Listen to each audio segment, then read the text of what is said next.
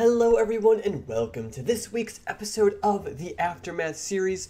Let us waste no time at all and dive right into this week's episode of Critical Role. So we began the episode with the battle against this grotesque mutant clone creation of Halas himself. And while the party was able to defeat such a creature, it did pack a serious punch. Thanks to a enfeeblement spell by Caduceus, most of its attacks were nullified and halved. And if that spell didn't take hold, it was very likely that if this creature rolled well, he could knock out one party member each round. It had 6 attacks on its turn. But as deadly as this creature was, the Mighty Nein is deadlier. And they were able to take it down, but did suffer several injuries. But an interesting aspect about this creature is that the wounds that were inflicted on it began growing teeth.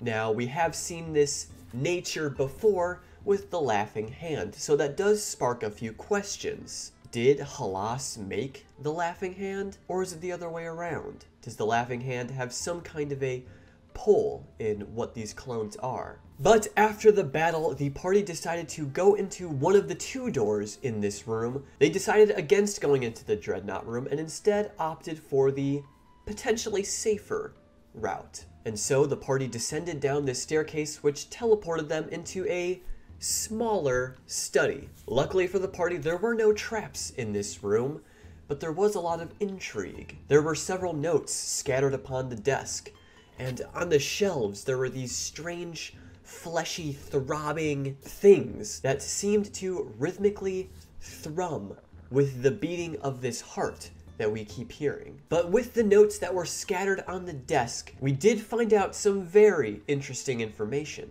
Halas has been studying this permaheart, and it is revealed that this heart is in fact the heart of the Laughing Hand. And while Halas was attempting to experiment with it, it grew tendrils and began to defend itself. And so, Halas, being concerned with his own life, decided to capture it and encase it in magical enchantments so he may be able to research it a bit safer. However, Halas was able to acquire a few samples from the Laughing Hand's heart. He noticed that the heart had incredible regeneration abilities. And so with these samples of the heart, he began to work on creating clones of himself.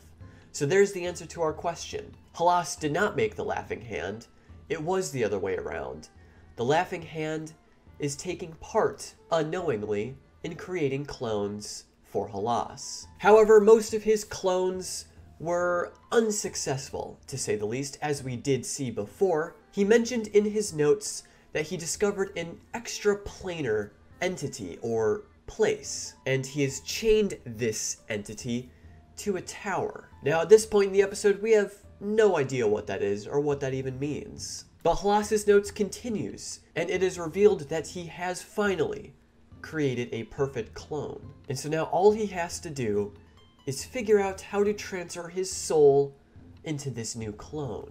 He would much rather rely on soul transference than resorting to lichdom for immortality. So at least Halas isn't pure evil. Maybe he's just regular evil. Or maybe he's not evil at all. But his notes continue even more, and he specifies that he believes soul transference can indeed happen, and it lies within the Dreadnought room. But all of that information is going to be the least of the party's worries for right now, as a secret chamber was discovered underneath the desk. And so the party went down into this chamber and discovered where this permaheart was being kept. The permaheart was sealed in this arcane glass container, and there were 3 glyphs scattered on the walls that seemed to hold a protective enchantment over this encasing. And so a battle began as the heart was attempting to defend itself by summoning fleshy tendrils to attack the party, while the first 2 glyphs that were magically protecting the heart were easily disabled.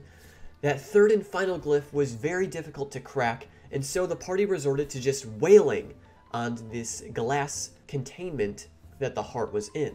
And eventually, the party did end up breaking through the glass and destroying the Laughing Hand's heart. But just that whole battle sequence was so stressful and intense. Just the perpetual sound of the heart beating, the constant waves of necrotic energy that it was letting out, the desperation of the party trying to break the seal that was protecting the heart. And then the party was finally able to break through and destroy the Laughing Hand's heart. The first true victory that the party has had in so long. It was just really awesome to witness. And the party did once again take a pretty serious beating, and so after the battle, they contacted Allura, letting her know what has happened. They asked her to scry on the Laughing Hand to see if anything had happened, which Allura did, and said that the Laughing Hand is not doing too well.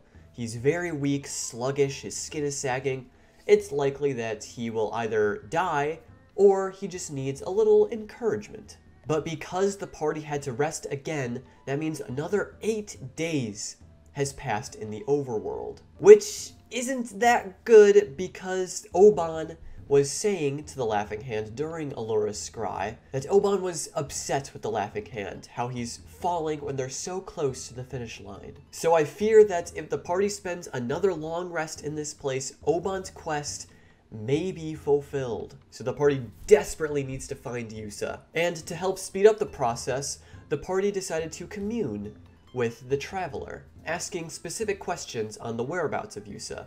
We do know that Yusa is alive, and we do now know that Yusa resides within the prison of Soot. And there were several different routes to take to get to this prison of Soot, one of which involved going through the Dreadnought Room, and another route involved a safer route. And so a long debate ensued of whether or not to go through the Dreadnought Room or take this safer route. Most of the party seemed intrigued on what the Dreadnought Room may have to offer. Others were teetering on the safer side. Ultimately, the party decided to merely poke their heads into the Dreadnought Room, see what's going on in there, and then jump right back out. Now, that was the plan.